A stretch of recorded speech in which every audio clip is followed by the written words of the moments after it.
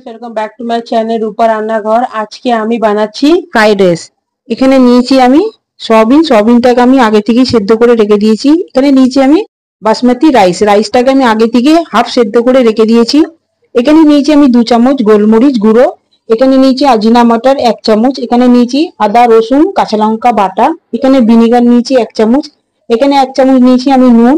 এখানে ক্যাপসিকাম কেটে রেখেছি। এখানে একটা গাজর কেটে রেখেছি। এখানে 2টো পেঁয়াজ এরকম ছোট ছোট করে কেটে রেখেছি। এখানে 3টে কাঁচা লঙ্কা গোটা রেখেছি। জ্বালিয়ে দিলাম, কড়াটা বসিয়ে দিচ্ছি। এখানে আমি তেলটাও দিয়ে দিলাম। এখানে আমি 1 চামচ তেল দিয়েছি, সয়াবিনটা আগে ভেজে তুলে নেব বলে। তেলটা আমার গরম হয়ে গেছে। এখানে আমি সয়াবিন গুলোকে দিয়ে দিচ্ছি, ভেজে নেবো সয়াবিন গুলোকে।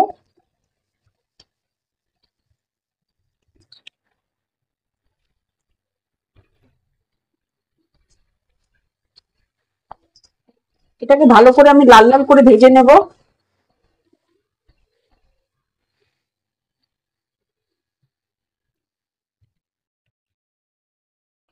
সয়াবিনটা আমার ভাজা ভাজা হয়ে গেছে, এটা আমি এবার তুলে নিচ্ছি। এতে এবার তেল দিয়ে দিলাম 1 চামচ, বড় চামচের 1 চামচ। তেলটা আমার গরম হয়ে গেছে। এখানে আমি পেঁয়াজটা দিয়ে দিলাম।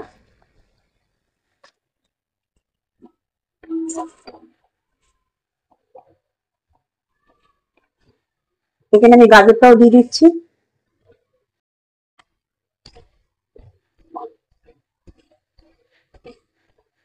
ক্যাপসিকামটাও দিয়ে দিলাম। এটাকে একটু আমি ভালো করে ভেজে নেব।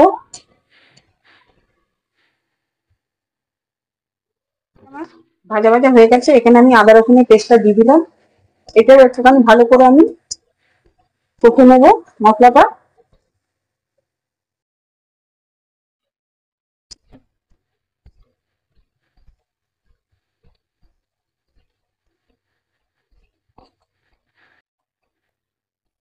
দেখুন মশলাটা আমার রেডি হয়ে গেছে। এখানে দিয়ে দিলাম আমি সয়াবিনটা। এটাও ভালো করে আমি এবার ভেজে নেব। এখানে নুন আজিনা মটর আর গোলমরিচ গুঁড়োটাও দিয়ে দিচ্ছি।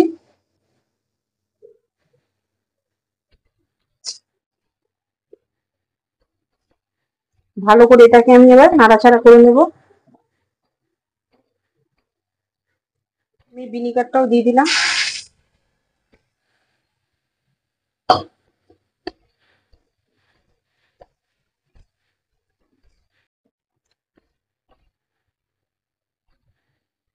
এখানে আমি এবার ভাতগুলো সব দিয়ে দিলাম।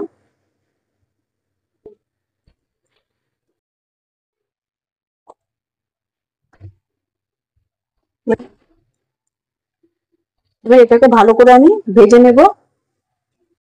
এটাকে ভালো করে এবার নাড়াচাড়া করে নেব।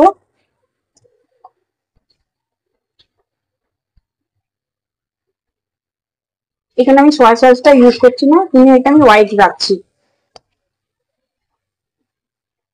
এখানে আমি 2খানা ডিম ভেজে রেখেছি, এর মধ্যেই দিয়ে দিলাম। আমার রেডি হয়ে গেছে ফ্রাইড রাইস। আপনারাও বাড়িতে রেসিপিটা ট্রাই করে দেখবেন। আমার ভিডিওটা যদি আপনাদের ভালো লাগে লাইক করবেন, শেয়ার করবেন, সাবস্ক্রাইব করবেন। নেক্সট ভিডিওতে আবার দেখা হবে।